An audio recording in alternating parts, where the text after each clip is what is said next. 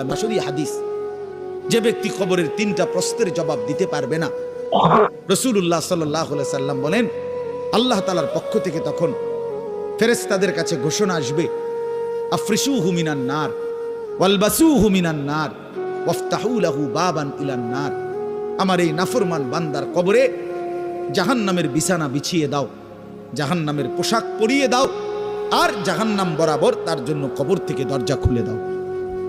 ফেরেশতারা যখন এই কার্যক্রমটা শেষ করবে, প্রথম জাহান্নামের বিছানা বিছায় দিছে, পোশাক পরায় দিছে, জাহান্নাম বরাবর দরজা খুলে দিছে। আল্লাহর নবী সাল্লাল্লাহু আলাইহি ওয়াসাল্লাম বলেন একজন ফেরেশতা এসে তখন ফায়ুদরাবু লাহু বিমিতরাকাতিম মিন হাদিদিন, নবীজি সাল্লাল্লাহু আলাইহি সাল্লাম বলেন তখন একটা লোহার হাতুড়ি, লোহার গুর্জ, লোহার হাতুড়ি দিয়ে একজন ফেরেশতা তাকে একটা আঘাত করবে।